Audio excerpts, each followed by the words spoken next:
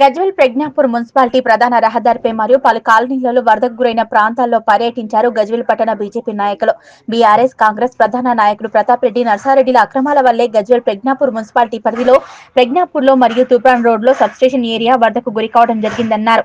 ఈ సందర్భంగా Gajwel Pragnapur municipal BJP అధ్యక్షులు దేవులపల్లి మనోహర్ యాదవ్, బీజేపీ నాయకులు నాగుముద్రాజులు మాట్లాడుతూ బీఆర్ఎస్ నియోజకవర్గ ఇన్ఛార్జ్ వంటేరు ప్రతాప్ రెడ్డి ప్రజ్ఞాపూర్ చెరువు కింద సర్వే నంబర్ 437 పక్కన ఉన్న తూము నుంచి వచ్చే కాలువ మొత్తం మూసేసి వెంచర్ చేసి 2.20 ఎకరాల పొడవున కాలువ మూసి కొంచెం మోరి కాలువలాగా నిర్మించి చెరువు కాలువలను పూర్తిగా మూసేసి అక్రమ వెంచర్లో నిర్మించడం వల్లనే ఈ రోజు మున్సిపల్ పరిధిలో ప్రజ్ఞాపూర్ ముంపుకు గురికావడం జరిగిందన్నారు.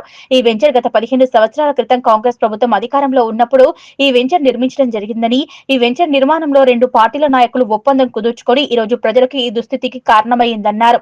10 సంవత్సరాలుగా రాష్ట్ర మాజీ ముఖ్యమంత్రి ప్రాతినిధ్యం వహించిన నియోజకవర్గంలోని హెడ్ క్వార్టర్ లో ఇంత పెద్ద సమస్య గుర్తించకపోవడం శోచనీయమని, ప్రతాప్ రెడ్డి బీఆర్ఎస్ లో చేరగానే వారి ఒప్పందంలో బాగానే చూసి చూడనట్లు వదిలేశారన్నారు.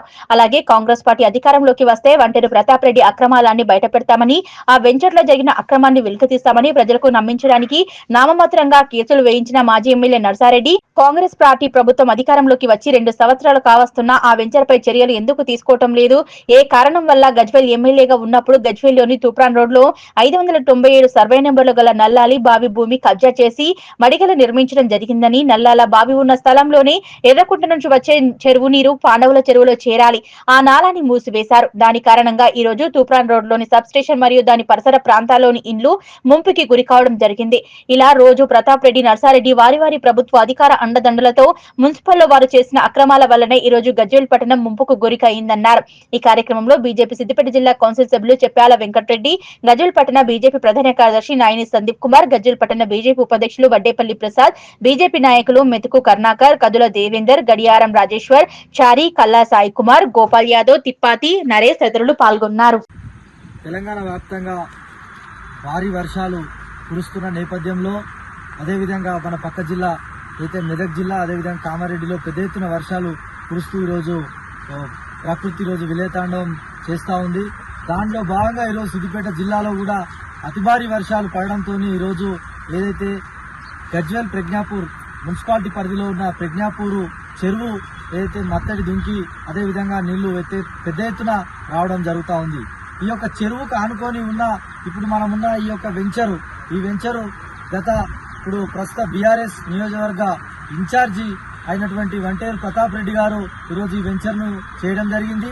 ఈ వెంచర్ను చేసిన వెంటనే ఇది ముంపుకు గురయ్యే ప్రాంతము. దీనిపైన ఈరోజు గజ్వేల్కి సంబంధించినటువంటి మాజీ ఎమ్మెల్యే అయినటువంటి ఈ కాంగ్రెస్ పార్టీ జిల్లా అధ్యక్షులు ఈరోజు నర్సారెడ్డి గారు ఈ యొక్క కేసులు వేయడం జరిగింది గతంలో. దీనిపైన ఇది అక్రమంగా వెలిసిన వెంచర్ అని చెప్పి, కానీ ఈరోజు కేసులు ఈరోజు ఎటువంటి తేలకుండా ఈరోజు మేము గజ్వేల్లో గతంలో ఈ యొక్క వెంచర్కు సంబంధించినటువంటి అక్రమాలను ఏదైతే ఈ వెంచర్ గా ప్రధాన రోడ్డుకు సంబంధించినటువంటి చెరువు నుంచి వచ్చే నీరు ఈ వెంచర్ వల్ల ఈరోజు ఈ యొక్క వరద గ్రామాల ఈ యొక్క ప్రజ్ఞాపూర్ గ్రామంలో ఏదైతే ప్రజ్ఞాపూర్ లో ఇళ్లలోకి కాలనీల్లోకి వచ్చిన నీళ్లు ఉన్నాయో, అదేవిధంగా ఇంకొకటి నల్లాల బాయికి సంబంధించినటువంటి ఆ గతంలో నర్సారెడ్డి గారు ఆక్రమించినటువంటి అదానికి సంబంధించినటువంటి నాలా కూడా అక్కడ దెబ్బతినడంతో అక్కడ కూడా నీరు ఏదైతే ప్రజ్ఞాపూర్ రోడ్ లో ఉన్న సబ్ స్టేషన్ దగ్గర నిల్వ ఉంచడం జరిగింది.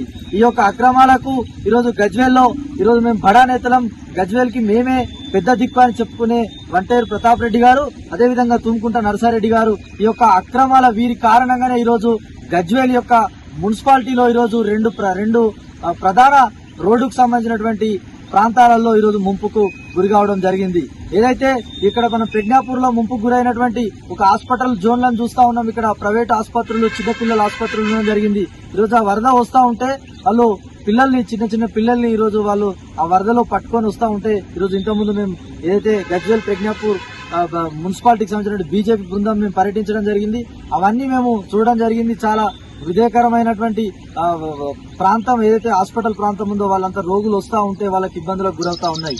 దీంట్లో భాగంగా ఈరోజు గతంలో వీరిద్దరూ అయితే పాటలు వాడించి మరి 2009 నుంచి 14 వరకు వీళ్ళు పెద్ద ఎత్తున ఒకరి గురించి ఒకరు ఈరోజు నీ అవినీతి ఇంత, నా అవినీతి ఇంత అని చెప్పి వీళ్ళు ఒకరి గురించి ఒకరిపై పోరాటాలు చేసుకున్న వ్యక్తులు ఈరోజు గతంలో మరి నర్సారెడ్డి గారు నేను అధికారంలోకి వస్తే మా ప్రతాప్ రెడ్డి అవినీతి మొత్తం బయటకు తీస్తా అని చెప్పిన నర్సారెడ్డి గారు మరి కాంగ్రెస్ ప్రభుత్వం వచ్చిన తర్వాత ఈ యొక్క వెంచర్ గురించి వీటి గురించి ఎందుకు నోరు మెదపడం లేదని చెప్పి మేము అడుగుతా ఉన్నాం. అదేవిధంగా మీ ఇద్దరి చీకటి ఒప్పందం వల్లనే ఈరోజు గజ్వేల్ కి దుస్థితి, ఈ వరద బీభత్సం వచ్చిందని చెప్పి మేము తెలియజేస్తా ఉన్నాం.